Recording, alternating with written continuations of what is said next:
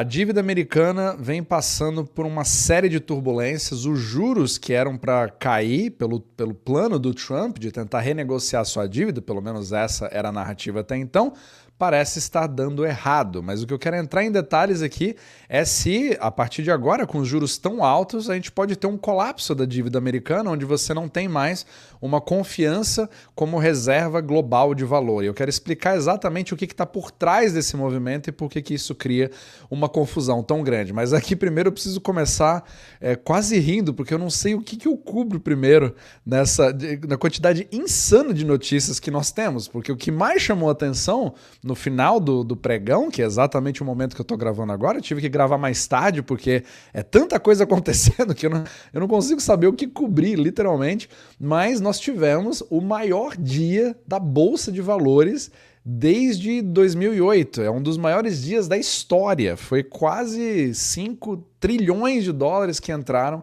nas bolsas diante de um tweet, que obviamente todo mundo só fala disso, não tem como falar de outra coisa, são as tarifas do Trump. Só que agora foi uma decisão na qual, lembra daquele boato dos 90 dias, que na verdade não existia, e muito já tem uma teoria da conspiração de que eles estavam testando aquilo, mas foi exatamente o que eles falaram hoje.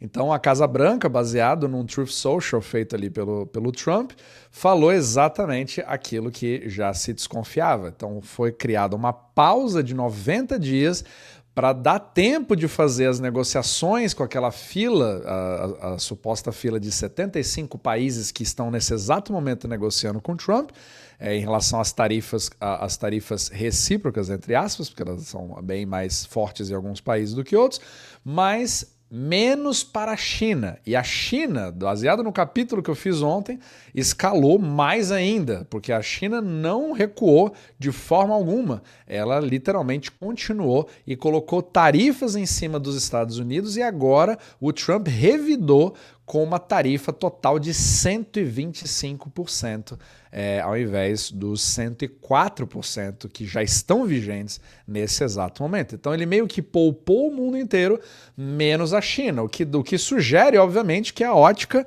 ou até se você ler os livros dele, né, sobre The Art of the Deal, que é até um dos grandes memes de hoje, né? Eu até posso colocar aqui depois, mostrando que talvez seja uma tática de negociação, talvez você não queira que todo mundo saiba. Enfim, o objetivo não é dizer se ele é um gênio ou dizer se ele se ele está fazendo tudo de forma aleatória como um completo maluco. Eu tenho certeza que os comentários aqui vão estar cheios daqueles que já têm toda uma opinião formada e já sabem de absolutamente tudo, mas vamos ver como as coisas vão acontecendo ao longo do tempo. Mas o que mais importa aqui, o que chama atenção, é a parte da curva de juros. Então você percebe aqui os juros desde 3 meses até, mas o principal é o de baixo aqui, o de 10 anos, né, o 10-year yield, que a gente chama, ele continua incomodando bastante. Ele está ali nos seus, mais de 4,3%, e antes ele estava abaixo de 4%, criando aquele desconforto de dizer, mas espera aí, o objetivo do Scott Bessent não era dar uma baixada naquilo para renegociar as dívidas? Por que isso está acontecendo agora? Você teve uma movimentação muito forte no movimento contrário, só que aí teve uma série de especulações, inclusive eu falei no capítulo passado, será que a China está se livrando dessas dívidas? E aí criou-se uma correlação que não é uma causalidade. Eu mostrei isso, inclusive, também, se você não seguiu, né, nos capítulos dessa semana. Estou dedicando essa semana inteira para falar desse assunto, porque não tem como falar de outro assunto. E isso criou, esse aqui é o grande problema, porque os bonds americanos, eles são a espinha dorsal do sistema euro-dólar. Para quem não conhece, são os dólares fora dos Estados Unidos, que é uma quantidade muito maior do que dentro dos Estados Unidos, e as dívidas também são muito maiores. Bancos só conseguem empréstimos com outro banco se você tem eles usam o que é percebido como zero risco, que são os bonds americanos. Desde 2008, todo o sistema monetário é feito dessa forma. É por isso que os bonds são tão cruciais nesse sistema. E a última coisa que você quer nesse sistema é a instabilidade que nós estamos tendo agora, onde você tem ali praticamente, né, eu vou até pegar o gráfico aqui, deixa eu ver se eu pego ele aqui, do 10-year yield, de 10 anos. Isso aqui é praticamente um Bitcoin, um meme coin, um meme coin, para você parar para pensar, porque olha a volatilidade criada. Isso aqui é uma coisa completa, isso aqui é uma aberração para quem está acostumado a ver o mercado de bonds. E claro que, aproveitando aqui o gancho, isso cria uma incerteza estratosférica. O que vai acontecer? Afinal de contas, a bolsa sobe 10%, depois cai 10%, depois o real, que sofreu a mesma coisa, saiu ali dos 5,90, foi para praticamente 6,10 e no mesmo dia voltou para 5,83. Como que você pode ter uma segurança no portfólio trabalhando dessa forma se você não sabe exatamente no que investir, mas principalmente em qual tipo de alocação, de percentual em cada ativo é melhor para o meu caso? Se você quiser ajuda nisso de forma gratuita, a gente pode fazer uma avaliação para você, escaneando esse QR Code aqui acima ou usando a descrição abaixo, mas principalmente eu quero convidar você no dia 15 de abril, agora, às 20 horas, horário de Brasília, para a gente conversar de uma forma mais intimista, né? Um pouco mais aprofundado, com mais tempo, para entrar nos detalhes do paradigma que nós estamos passando agora, principalmente em 2025. Mas esse problema vem desde 2008. Quero falar exatamente o que aconteceu e como investir diante desse caos todo, porque fica praticamente impossível, né?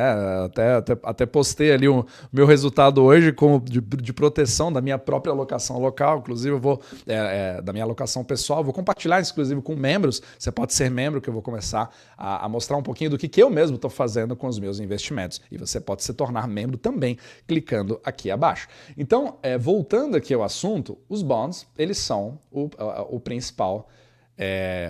a principal parte, né, de todo esse sistema. Só que agora, o que aconteceu? Por que subiu tanto?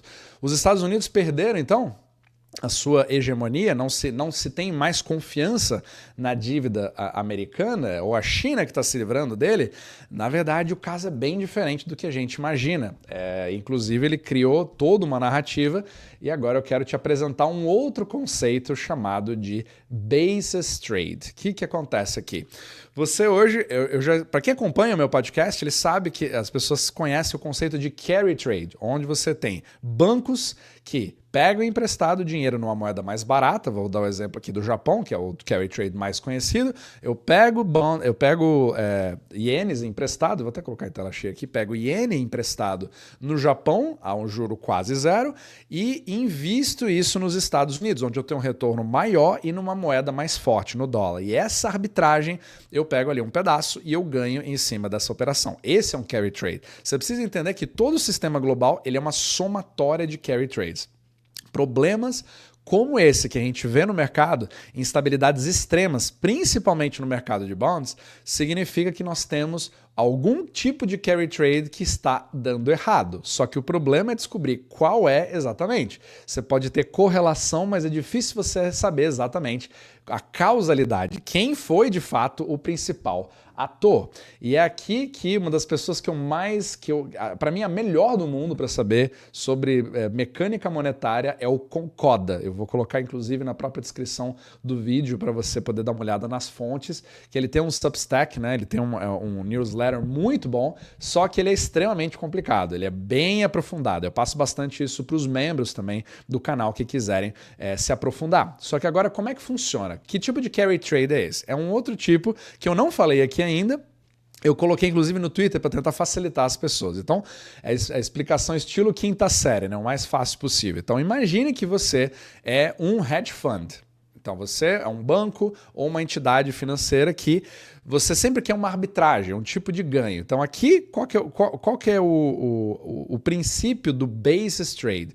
Você compra bonds no mercado à vista, no presente, certo? Você está comprando, você dá o long, que a gente chama, e ao mesmo tempo você vende futuros nesse mesmo bond, ou seja, você dá short, você dá long e dá short, você compra e vende, e você pega a diferença do preço do futuro pelo preço do presente. Esse lucro pequeno você consegue ter, só que você aumenta esse lucro por quê? Porque você sempre usa de uma ferramenta chamada de alavancagem.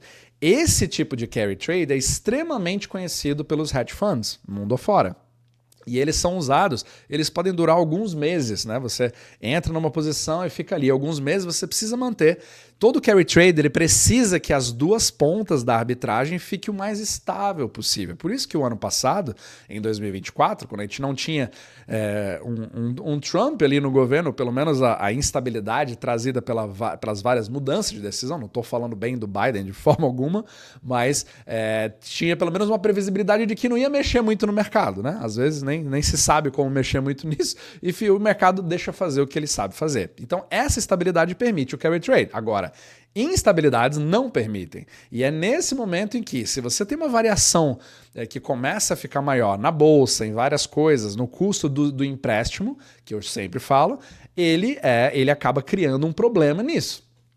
Mas o pior é o seguinte, esse tipo de operação é uma operação no qual você está comprando bonds, você está fazendo uma operação com bonds, então você já não quer que ele varie muito. Só que, para piorar a situação, o dinheiro que você arruma para poder fazer essa operação acontecer, ele é emprestado. O banco não usa capital próprio. Só que para pegar emprestado, você faz aquela operação que eu sempre falo, que é Ripple. O que significa isso? Eu pego os bonds que eu já tenho, uso eles de calção, que é o famoso colateral, para pegar empréstimo para comprar mais bonds. Percebeu o problema?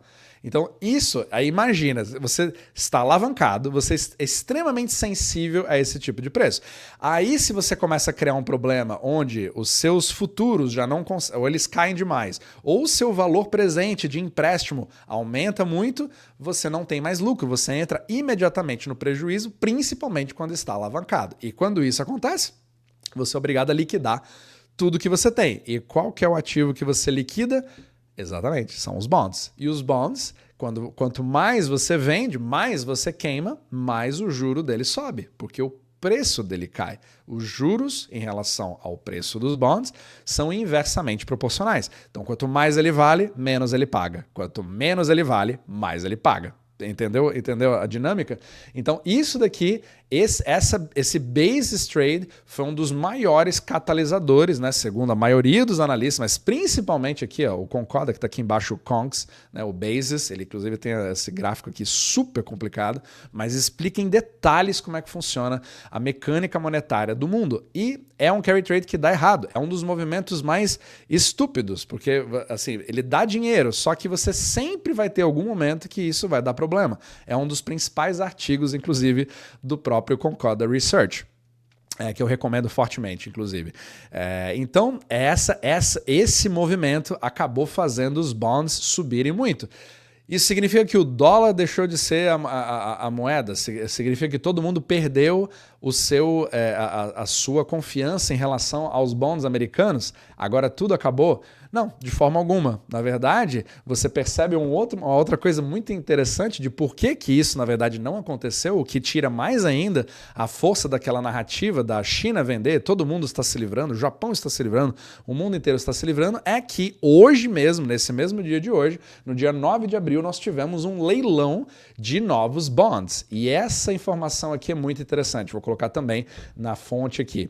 Aqui, esses três gráficos é o seguinte, esse gráfico azul, ele mostra o interesse das compras das pessoas, a intenção de compra. Então, cada um desses três mostra, quanto mais para cima, maior a intenção de compra, quanto mais para baixo, menor a intenção de compra dos bonds americanos que foram leiloados no dia de hoje. Só que, olha só, esse gráfico azul mostra as compras indiretas, elas são as entidades estrangeiras, países estrangeiros e bancos estrangeiros, foi um recorde. Ou seja, estrangeiros engoliram completamente todo o leilão de bonds que teve hoje feito pelo Tesouro.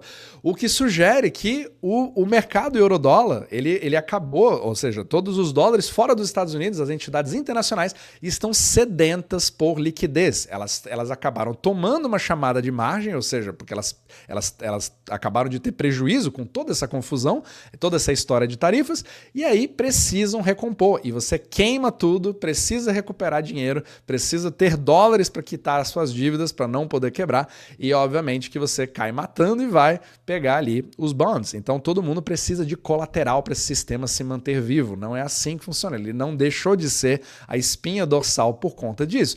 O mais interessante é que as compras diretas, que são as compras domésticas americanas, colapsaram para baixo, o que sugere que são muitos hedge funds americanos que possam ter também tido uma chamada de margem, porque eles tiveram que vender muito, mas ao mesmo tempo eles não tinham cash suficiente para entrar nesse leilão. Então é tudo uma questão muito... você não pode dizer com certeza absolutamente tudo que aconteceu, só que isso aqui são evidências muito fortes da contínua busca por segurança e liquidez. E pior, esse tipo de juro que você vê agora, de 3 meses, de 6 meses, ou 1 ano, ou de 10 anos, isso é um problema grande para a dívida americana, porque aumenta a quantidade de juros que o governo americano tem que pagar. É um problema para os Estados Unidos. Porém, a gente esquece que isso é exatamente o milkshake do dólar. Isso é um problema muito pior para o resto do mundo, onde esses juros atrativos para bonds que são muito mais seguros do que o resto do mundo, porque o que você prefere? Um bond americano ou um bond argentino? Um bond americano ou um bond brasileiro? Um bond americano ou um bond europeu? Percebe?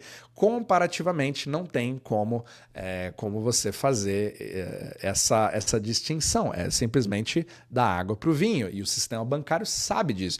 E isso acaba criando mais força para o capital voltar para os Estados Unidos, infelizmente, deixando o dólar um pouco mais forte, percebe? Então toda essa movimentação, ela acontece ao mesmo tempo, são várias contracorrentes, nunca tem uma explicação só e nunca tem certeza de uma coisa específica, mas eu queria pelo menos aproveitar esse capítulo, que ficou bem mais longo do que eu estou ali acostumado a fazer, para poder passar essa distinção para vocês hoje entender o que é o basis trade, como é uma forma de carry trade e como que, na verdade, todo o nosso sistema hoje emaranhado em cima desse papel aqui, que é basicamente toda a estrutura que nós temos hoje, que, obviamente, nunca foi tão estável, mas também nunca foi tão importante.